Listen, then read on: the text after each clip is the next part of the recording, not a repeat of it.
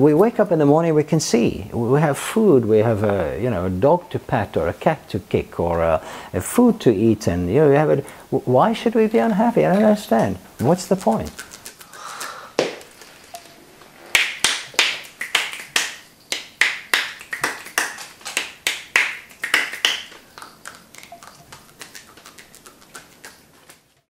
I work with trauma and pain, and in my previous thing, when I had a clinic before, I used to work with people in a physical sense and psychotherapeutic sense.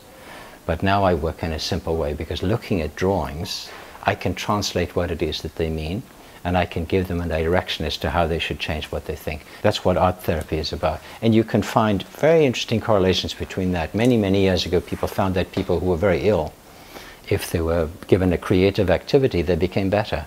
So most of the drawings that people do, or the paintings people do, and you can tell the kind of mood that people are in by the kind of colors that they like. I limit people to what it is that they can do. So you can take one piece of chalk, any color, but you can only draw 8 lines. And from the 8 lines, I will decide which it is that you can elaborate on, and how does that line, the thickness, the strength, become a therapeutic essence, a way, how can we use that as a journey?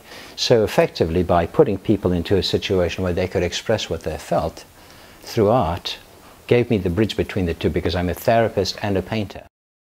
I grew up in Africa. I grew up with my nanny on a farm. Then one day the French government offered me a place to go to university, and I could choose what I wanted to do. And I was interested in one particular man called Vincent van Gogh. He was a painter, slightly psychotic, with all sorts of issues. I was obsessed with this guy. I thought, how does he paint? How does he work? Whatever.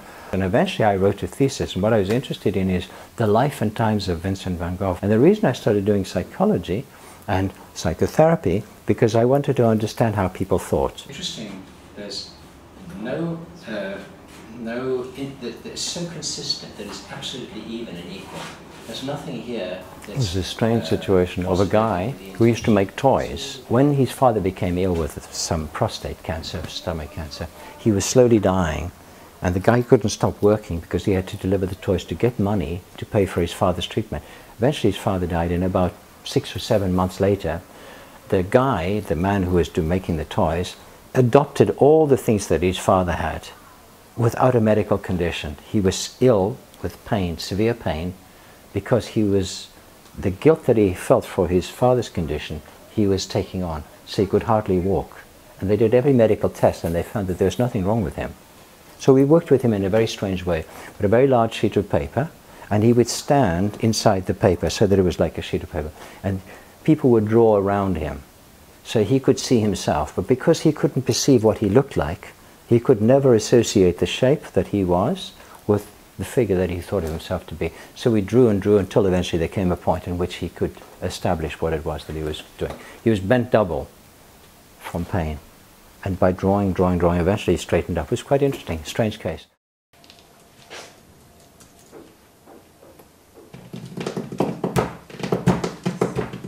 I didn't like the Cantonese attitude with being ill. I didn't like the Moloi Singh running around like crazy, everybody rushing somewhere looking for more money. You're only unhappy because you assume you need more than you've got. And I can tell you, art therapy in many ways, for no money I help people. And why should I not? I'm so lucky to have what I've got. I'm really grateful, I really am. I think, how lucky am I? I'm handsome, young, good looking.